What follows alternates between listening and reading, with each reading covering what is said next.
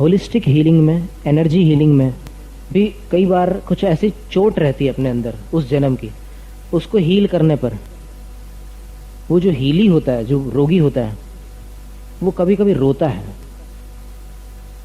और कभी कभी ऐसे छटपटाता है, कभी कभी चिल्ला भी देता है वो। इसलिए उसको एकांत कक्ष में हीलिंग देना पड़ती है, नहीं तो फिर उसकी चिल्लाहट सुन करके उसके परिवार बोलेंगे डॉक्टर साहब क्या कर रहे हो आप, मारोगे क्या।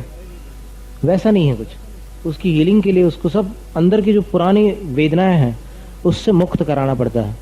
और जब वो बिल्कुल मुक्त हो जाता है, हीलिंग सेशंस पूरे कंप्लीट हो जाते हैं, तब वो एक स्वस्थ इंसान बन जाता है। और इतना स्वस्थ कि फिर वो चीज़ उसके स्मृति में होगी, लेकिन उससे जुड़ी हुई वेदना से वो मुक्त होगा। बहुत बड़ी बात है। याद रहना और याददाश्त के साथ उसकी पीड़ा रहना, इन दोनों में बड़ा अंतर है। जैसे उदाहरण के लिए, किसी के साथ आपका झगड़ा हो गया और बाद में समझौता हो गया, और समझौता होने के बाद में आप लोग बहुत अच्छे से प्रेम से मिल गए। अब वो झगड़ा आपको याद तो हो सकता है, लेकिन उसकी पीड़ा नहीं हुई, क्योंकि आप इतने मिल चुके हैं, अब इतना स्नेह हो गया एक दूसरे से कि अब आपको उसकी पीड़ा नहीं रह गई।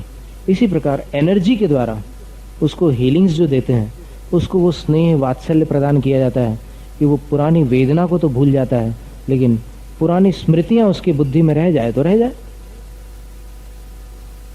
तो ऐसे कई जन्मों से जीव भटकता हुआ चला आया, आज यहाँ पर धनलक्ष्मी सोसाइटी में इस शांतिनाथ भगवान जी के मंदिर में बैठ करके 6 डाला का श्रवण कर रहा है कि नहीं। अपना जीव, अपन अपने अपने जीव के बारे में बात कर रहे हैं कि यहां पर बैठ करके ये धर्म श्रवण हो रहा है। तो सम्यक दर्शन की उत्पत्ति में जो कारण है, उनमें से 4 कारण आपने लिख लिए। बोलिए जरा, कौन से 4 कारण? धर्म श्रवण, फिर जिन बिंब दर्शन, जाति स्मरण, वेदनानुभव, और इसके बाद देवगति से संबंध रखने वाले 2 कारण और है। एक है देवर्धि दर्शन, देव रिद्धि दर्शन, उसको संधि कर लोगे तो देवर्धि दर्शन। बड़े देवों की रिद्धि यानी वैभव को देखकर छोटे देव विचार करते हैं कि इसको ऐसा वैभव क्यों मिला, तो पता चलता है कि इसने पूर्व भाव में सम्यक धर्म का आचरण किया, पालन किया। मुझे क्यों नहीं मिला? क्योंकि मैंने उस धर्म को ठुकराया। आज मुझे पता चला कि सच्चा धर्म वही है, इसलिए आज मैं उस धर्म के प्रति श्रद्धा करता हूँ। धर्म के प्रति श्रद्धा करता है तो धर्म के विषयभूत जो तत्व हैं उनको भी अपनी श्रद्धा में, आस्था में स्वीकार करता है, और तब वो सम्यक दृष्टि बन जाता है। तत्वार्थ श्रद्धानम सम्यक दर्शनम। तो ये देवर्धि दर्शन एक कारण है। और दूसरा एक और कारण है, जिन महिम दर्शन। जिन महिम दर्शन, जिन महिम दर्शन का अर्थ होता है तीर्थंकर के 5 कल्याणकों का दर्शन होने पर भी मिथ्या दृष्टि देव सम्यक दृष्टि बन जाते। जब वो ये विचार करते हैं कि सारी प्रजा राजा के चरणों में झुकती है, और बड़े बड़े राजा देवताओं के सामने झुकते हैं, और बड़े बड़े देवता इंद्र के सामने झुकते हैं, और बड़े बड़े इंद्र जिनेंद्र के चरणों में झुकते हैं। तो जिनेंद्र में ऐसी क्या विशेषता है? जब जिनेंद्र की विशेषता को जानने के लिए उनका ज्ञान झुकता है, उत्कंठित होता है, और जैसे ही उनको परिचय होता है कि ये वो भगवान है, ये वो तीर्थंकर है जिन्होंने उस जन्म में 16 कारण भावनाएं भाई है, और जो इसी जन्म में केवल ज्ञान को प्रकट करने वाले हैं। जब वो तीर्थंकर के बारे में, केवली भगवान के बारे में विचार करते हैं, उनके गुणों का ध्यान करते हैं, तब उनका मिथ्यात्व नष्ट हो जाता है और वो भी सम्यक दृष्टि बन जाते हैं। ऐसे 6 कारण है सम्यक दर्शन प्राप्त करने के। तो केवली भगवान सकल द्रव्य के गुण अनंत, परजाय अनंता, जाने एक काल, एक ही काल में जान लेते हैं। अब लेकिन केवली भगवान के इस केवल ज्ञान का अपन बहाना ना बनाए। जैसे कोई रात्रि भोजन नहीं छोड़ रहा, तो उसको 6-7 बार समझा लिया फिर भी नहीं छोड़ रहा, अंत में बोलता है कि अभी केवली भगवान के केवल ज्ञान में मेरे रात्रि भोजन छोड़ने का वक्त नहीं है। देखो, ये एक बहानेबाजी है। कौन जानता है कि केवली भगवान के केवल ज्ञान में क्या है क्या नहीं है? तुम्हें पता है क्या? अगर तुमको केवली भगवान का केवल ज्ञान समझ में आ जाए तो फिर तुम ही केवली भगवान बन जाओ। केवल ज्ञान के बारे में थोड़ी बहुत जानकारी तो अपने को हो सकती है, जैसे यहां पर 2 पंक्तियों में बताया ना, लेकिन इससे ज्यादा अपन जान सकते हैं क्या केवल ज्ञान को? केवल ज्ञान इतना विशाल है, इतना विशाल कि उसकी बराबरी और कोई के साथ नहीं होती। ऐसे ज्ञान के धारी अपने आराध्य देव हैं, परमात्मा है। इसलिए कितने बड़े सौभाग्य की बात है कि अपन जिनको परमात्मा मान रहे हैं संसार में, वो इतने उत्कृष्ट हैं कि उनकी कोई तुलना नहीं है। इतने महान परमात्मा है जो अपनी श्रद्धेय हैं। ऐसे केवली भगवान केवल ज्ञान के धारी होते हैं। केवल ज्ञान सम्यक ज्ञान का अंतिम भेद है, और इसलिए केवल ज्ञान आराध्य है, पूज्य है और प्राप्त करने योग्य भी है। और फिर तीसरे छंद की अंतिम 2 पंक्तियों में कहा कि ज्ञान के समान जगत में सुख का कोई अन्य कारण नहीं है। और वही बात प्रवचन सार में कही है कि जब तक अपना ज्ञान अधूरा है, अधूरा ज्ञान खतरे जान। अगर डॉक्टर को सही जानकारी न हो रोग के बारे में तो भलती दवाई दे दे, और मरीज की तो फिर पता नहीं क्या दशा हो। अधूरा ज्ञान खतरे जान, ये स्थिति अपनी है। अपन अशांति को क्यों प्राप्त कर रहे हैं? अपना मन दुखी क्यों होता है, बार बार आकुल व्याकुल क्यों हो जाता है? पूर्ण ज्ञान न होने के कारण। पूर्ण ज्ञान हो जाए फिर आकुलता की कोई बात ही नहीं है, लेकिन पूर्ण ज्ञान होने के पहले मोह का नाश आवश्यक होता है। मोह क्षयात ज्ञान दर्शनावरणांतराय क्षयाच केवलम। मोह का नाश पहले आवश्यक है, क्योंकि मोह के साथ अगर ज्यादा ज्ञान हो जाए तो फिर और मुसीबत हो जाए। मोही जीव का ज्ञान आकुलता ही बढ़ाएगा। वैसे साइंस के हिसाब से एक बात आती है कि अगर पुरुष ज्यादा पढ़ ले तो उसकी नींद कम हो जाती है, और अगर कोई बहन या माता अधिक पढ़ ले तो उसकी नींद बढ़ जाती है। अब क्या कारण है पता नहीं, ऐसा साइंस में आता है। केवली भगवान जो होते हैं उनके पास मोह भी नहीं होता, उनके पास बल भी अनंत होता है, और ज्ञान भी इतना होता है कि वो सब कुछ जानते हैं। अब इसमें यह नहीं कहना कि केवल ज्ञान की इतनी क्षमता है कि वो तीनों लोक को जानता है। माने केवल ज्ञान की क्षमता की यहां पर चर्चा नहीं करना। ये तो 3 लोक है, इसलिए 3 लोक को जानता है। 3 लोक से ज्यादा कुछ होता तो भी जानता, उससे ज्यादा होता तो भी जानता। तो फिर केवल ज्ञान की क्षमता क्या 3 लोक की हुई? नहीं हुई। केवल ज्ञान 3 लोक को जानता है, मात्र इतना कहना उचित है। लेकिन 3 लोक को जान सकता है, ये गलत बात है। केवल ज्ञान में जान सकने की अगर बात करोगे तो फिर परमात्मा प्रकाश के मंगलाचरण में एक बात लिखी हुई है। क्या लिखे हैं? कि केवल ज्ञान आकाश के समान विशाल है, और ये त्रिलोक है। 3 लोक, त्रिलोक ब्रह्मचारी जी नहीं, 3 लोक जो है ये त्रिलोक एक टिमटिमाते हुए तारा के समान है। मतलब केवल ज्ञान इतना विशाल है कि उसमें 3 लोक एक छोटे से तारे के समान, जैसे आकाश कितना विशाल है कि उसमें तारा टिमटिमाता रहता है, वैसे ही केवल ज्ञान इतना विशाल है कि उसमें इतना सा छोटा सा 3 लोक। अब 3 लोक अपने ज्ञान के हिसाब से देखो तो फिर इतना बड़ा है कि अपन जान ही नहीं सकते इस जन्म में। तो केवल ज्ञान इतना विशाल है।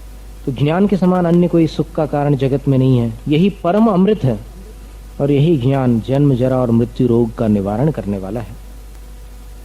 और ज्ञान के बिना करोड़ों जन्मों तक तप तपने पर भी जो कर्मों की निर्जरा होगी, ज्ञानी मुनि अगर शुद्धोपयोग में लीन हो जाए, निर्विकल्प समाधि में चले जाएं, तो एक क्षण में, एक उच्छ्वास मात्र में उतने ही कर्मों का नाश कर डालते हैं।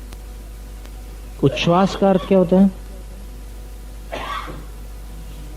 सांस अंदर लेना या बाहर लेना? उच्छ्वास का अर्थ क्या है?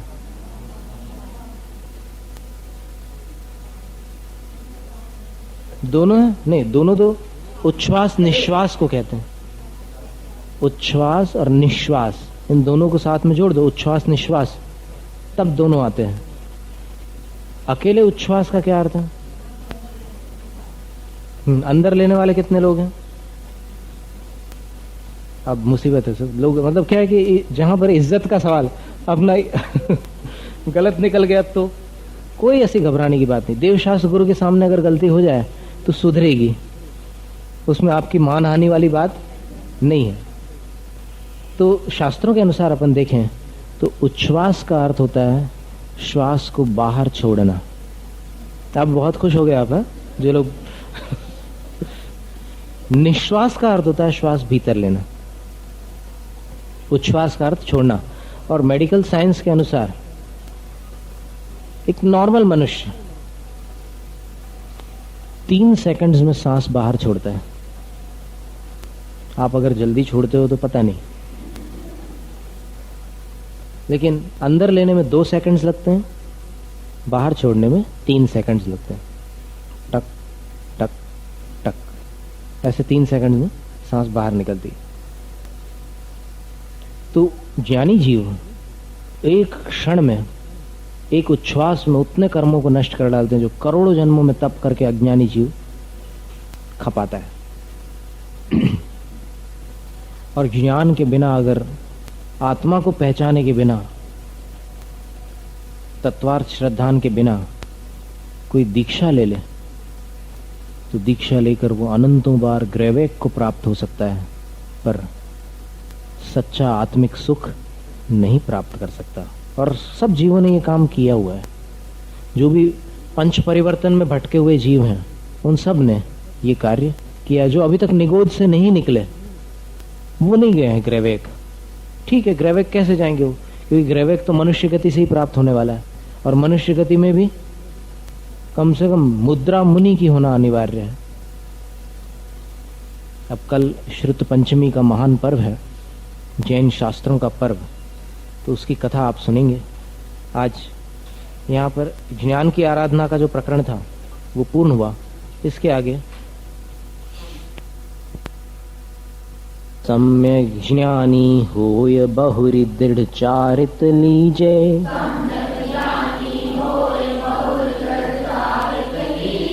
एक देश अरु सकल देश तसु भेद कहीजे।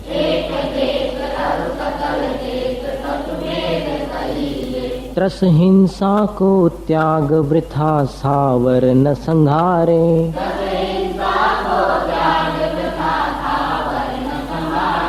पर बधकार कठोर निंद्य नहीं बचन उचारे।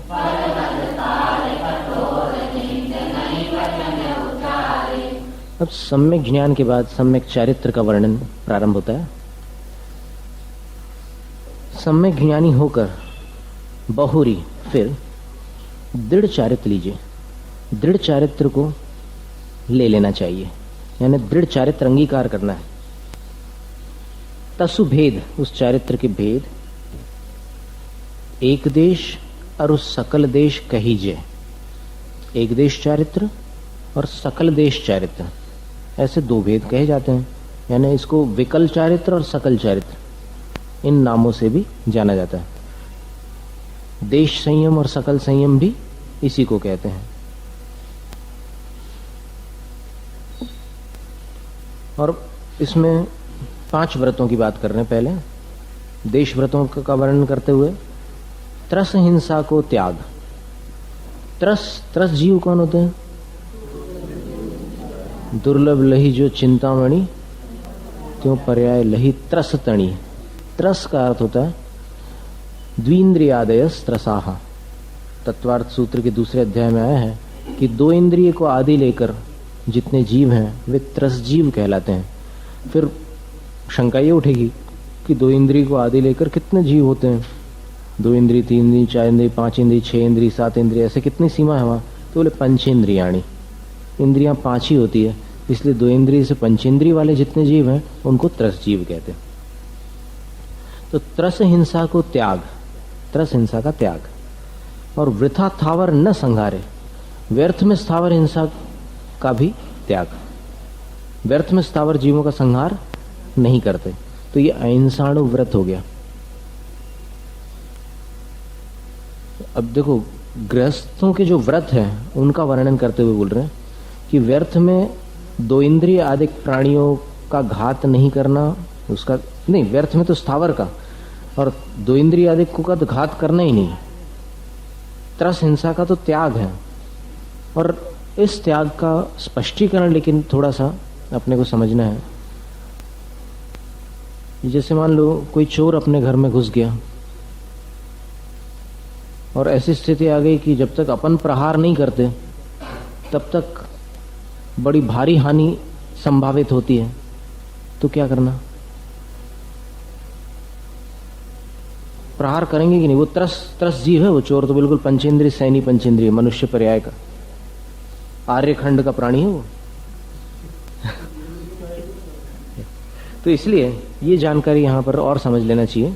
इसमें ये बताया ना त्रस हिंसा को त्याग, जैसे हमने उस पिछले काव्य में बताया था, पुण्य पाप फल माही हरक बिलखो मत, एक दृष्टांत है कि इसमें पुण्य के फल में हर्षित नहीं होना, पाप के फल में बिलखना नहीं। अब इसमें अपेक्षा लगाए बिना अर्थ करोगे तो क्या निकलेगा? पुण्य का फल है देवशास्त्र गुरु की उपलब्धि, तो उसमें हर्षित नहीं होना, और पाप का फल क्या है? पार्श्वनाथ भगवान के ऊपर उपसर्ग आ गया, अथवा और किसी साधु के ऊपर या धर्मायतनों के ऊपर कोई संकट आ जाए, तो ये सब पाप के ही फल से तो होते हैं ऐसे अनिष्ट। तो इसमें अपने को बिलखना नहीं है, ये अर्थ है नहीं। इसके पीछे वाली लाइन देखो आप, क्या है कि जब तक अपन कॉन्टेक्स्ट नहीं देखते तब तक ऊट पटांग अर्थ निकलते हैं। एक लाइन का अर्थ निकालो तो कहीं से कहीं भटकोगे। जैसे अहिंसा के बारे में पहले एक बार चर्चा हुई थी, आपको याद हो, सल्लेखना का सूत्र हमने यहां खोल करके दिखाया था। तब उसमें क्या निकला था कि रागादिक की उत्पत्ति ही हिंसा है। अब रागादिक की उत्पत्ति 10वें गुण स्थान में भी है, पर 10वें गुण स्थान में वो रागादिक की उत्पत्ति हिंसा है क्या? नहीं। फिर हिंसा कौन सा राग है?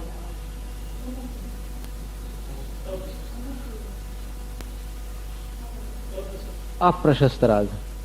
फिर राग के किसी भी आवेश को उन्होंने उस रूप कहा है। प्रशस्त राग का आवेश भी विरोधी हिंसा करा सकता है? नहीं करा सकता।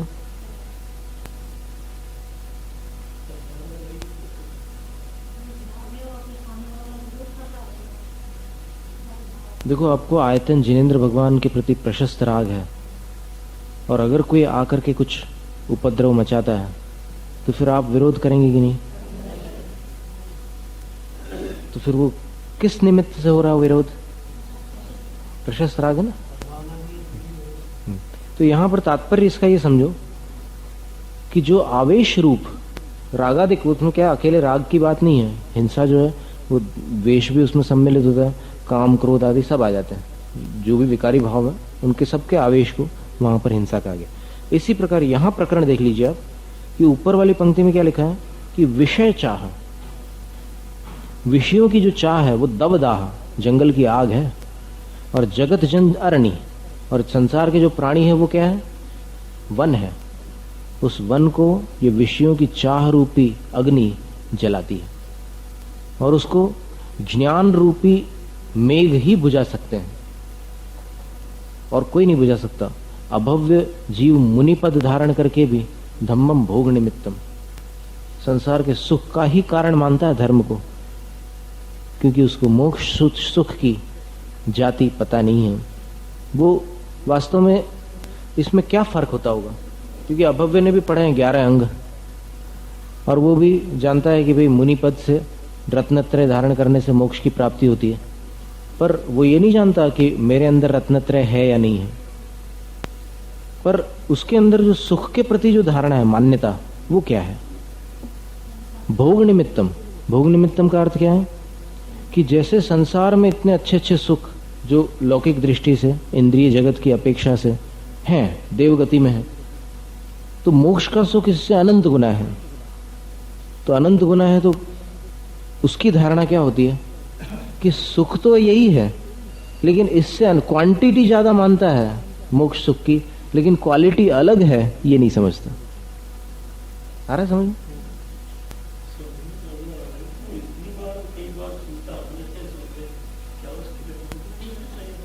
नहीं तो अब मिथ्यात्व का उदय है तो फिर क्या करोगे? और स्थायी उदय है, नित्य उदय है मिथ्यात्व का अभव्य जीव में, तो क्या कर सकते हो? मिथ्या दृष्टि जीव को जिनवाणी न सुहाए, के ऊंगे के लर परे, के उठ घर को जाए। उसकी बात तो ठीक है, वो मंद कषाय अनंत, देखो उसकी बात ऐसी है कि उसके मंद कषाय होने के कारण अनंतानुबंधी के इतने मंद कषाय है कि वो ये सब कर ले रहा है, लेकिन बस श्रद्धा उसकी नहीं बदल सकती। औदैहिक भाव है।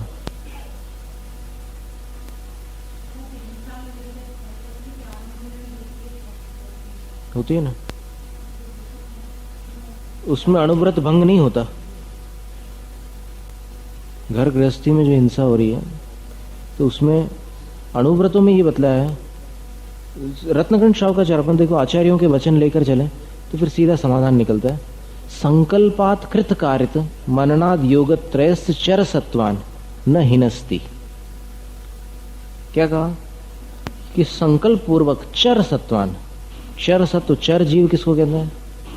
चर यानी त्रस और अचर यानी स्थावर, ये भी एक दूसरे नाम है, आप इसका ख्याल रखिएगा, ये पर्यायवाची शब्द के रूप में।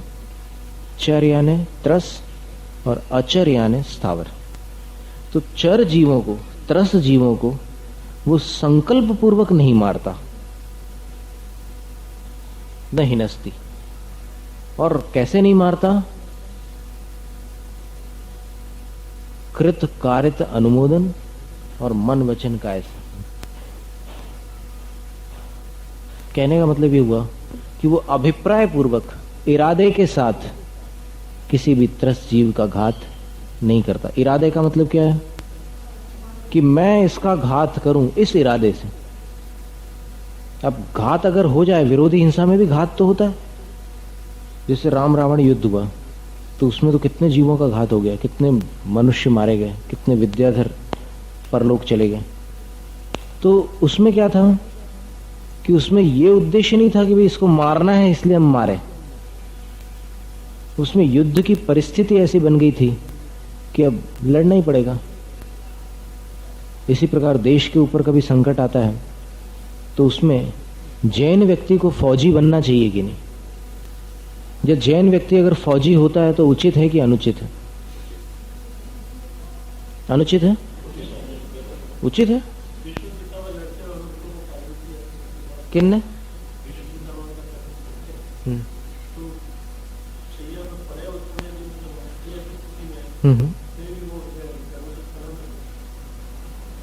इसी प्रकार सुपार्श्वनाथ भगवान के चरित्र में उत्तर पुराण के अंतर्गत एक श्लोक आता है।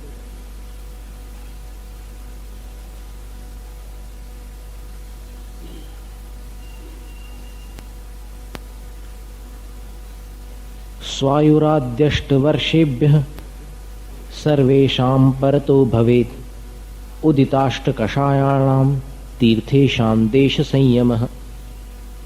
अपनी आयु के 8 वर्ष पूर्ण होने पर सर्वेषाम तीर्थेषाम, सब तीर्थंकरों के, उदिताष्ट कषायाणाम, 8 ही कषाय उदय में रहती है तो देश संयम भवति, उनको देश संयम हो जाता है। मैंने 8 साल के कोई भी तीर्थंकर होंगे तो वो 5वें गुण स्थान में चले जाएंगे। अब शांतिनाथ भगवान ने जो दिग्विजय की थी, चक्रवर्ती पद प्राप्त किया था, वो 50,000 वर्ष की उम्र में किया था। दिग्विजय उन्होंने 50,000 वर्ष की उम्र में की थी। तो उस समय देश संयम तो रहा ही था उनके पास। तो देश संयम होते हुए भी उन्होंने कितने 5 म्लेच्छ खंडों को जीता है, पूरी सेना के साथ निकले हैं। तो ये सब संभव है। जब तक आरंभ त्याग प्रतिमा धारण नहीं कर लेते तब तक के ये जो आरंभ है, राजा का आरंभ उसके योग्य होता है, व्यापारी का आरंभ व्यापारी के योग्य होता है, खेती किसानी करने वाले का आरंभ उसके योग्य होता है। आरंभ का मतलब क्या है? आजीविका। आजीविका का जो साधन होता है वो आरंभ कहलाता है। तो उनका जीवन राजा का वैसा ही जीवन है कि उसको जीतना ही पड़ता है, अड़ोस पड़ोस के और फिर सब जितने साम्राज्यों को वो जीत सकता है वहां तक। तो इसलिए वो आरंभ के त्यागी नहीं थे, लेकिन व्रती अवश्य थे। देश संयम, सर्वेशाम देश संयम भवेत। श्लोक कितना स्पष्ट है। स्वायुराद्यष्ट वर्षेभ्य परतः, अपनी आयु के 8 वर्ष से परतः यानी आगे, सर्वेशाम तीर्थेशाम, सब तीर्थंकरों के, उदिताष्ट कषायाणाम, 8 कषायों का उदय है जिनको, ऐसे सब तीर्थंकरों के, देश संयम, देश संयम होता है। देश संयम का अर्थ वो अब असंयमी नहीं रहते। तीर्थंकर भगवान चौथे गुण स्थान में नहीं होते, 8 वर्ष तक चौथे गुण स्थान में, क्योंकि 8 वर्ष तक मनुष्य पर्याय में असंयम ही रहता है, ये नियम है। तो वो देश संयम कौन सा गुण स्थान है? 5वां गुण स्थान है। तो इसलिए त्रस हिंसा को त्याग, ये जो पंक्ति है ना, इसका भी अपने को तात्पर्य समझना चाहिए। क्योंकि छेड़ाला का अगर आप सिर्फ शब्दार्थ पकड़ करके खींचातानी करोगे तो फिर इसका भाव नहीं समझ में आने वाला। इसीलिए छेड़ाला ग्रंथ भी अपने मनमाने ढंग से पढ़ने योग्य नहीं है। इसको कम से कम एक बार किसी अनुभवी और ज्ञानी के साथ में अध्ययन करने योग्य। तो एक त्रस हिंसा को त्याग, कौन सा त्याग है त्रस हिंसा का? तो संकल्पात कृत कारित, मन वचन का है कृत कारित अनुमोदना से संकल्प हिंसा का त्याग है। त्रस जीवों से संबंध रखने वाली, स्थावर जीवों की संकल्प हिंसा का त्याग नहीं है अभी। स्थावर जीवों की संकल्प हिंसा का त्याग नहीं है। और वृथा थावर न संगार, लेकिन व्यर्थ में स्थावर जीवों का घात नहीं, जो व्यर्थ में नहीं करेगा। क्यों? उसमें आगे अनर्थ दंड भी व्रत आने वाला है, तो उसमें अनर्थ दंड व्रत में भी ये सब चर्चाएं आती है।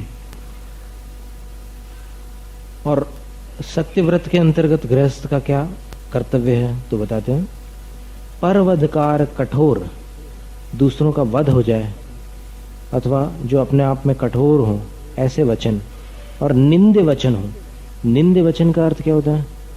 कि जो सभ्य भाषा में नहीं गिने जाते ऐसे वचन, अश्लील भाषा, अभद्र वचन, गाली गलौज, ये सब निंदे वचनों के अंतर्गत आते हैं।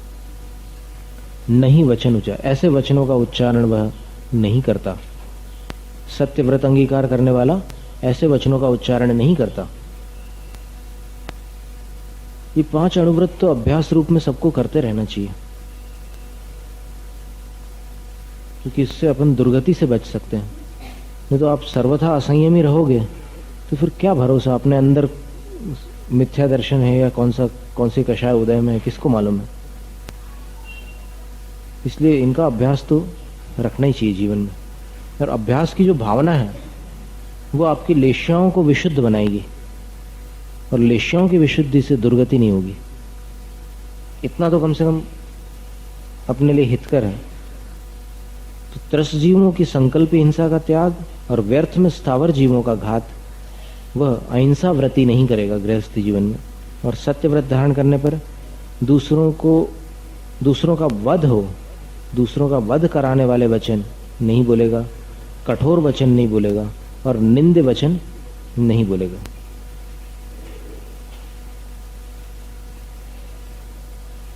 जल मृतिका बिन और नाही कछु गहे अदत्ता,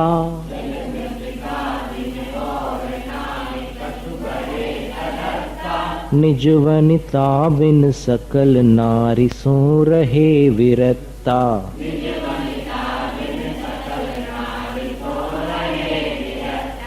अपनी शक्ति विचार परिग्रह थोरो राखे,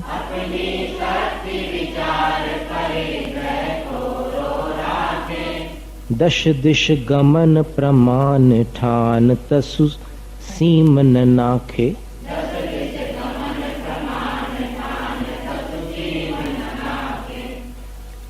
पानी, मिट्टी, इनको छोड़ करके बिना दी हुई किसी की कोई वस्तु ग्रहण नहीं करता।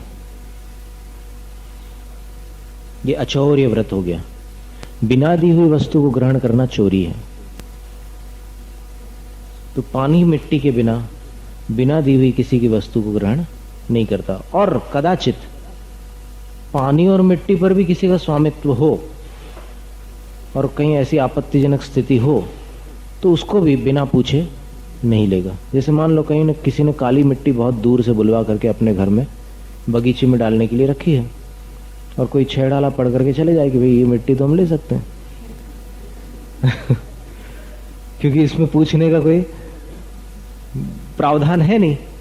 तो ऐसा नहीं, कोई ऐसी विशेष वस्तु में, जल मिट्टी में भी, कि जिसमें पूछताछ आवश्यक हो तो वहां पर भी बिना पूछे नहीं लेना। ऐसी पानी की स्थिति होती है। अब आप किसी के भी घर जाकर रेफ्रिजरेटर में से पानी निकाल के थोड़ी पी सकते, नहीं तो आप कहोगे भाई इसकी तो छूट है हमें। तो छूट है इसका मतलब ये थोड़ी हुआ कि आप कहीं से भी जाकर के कुछ भी कर लें।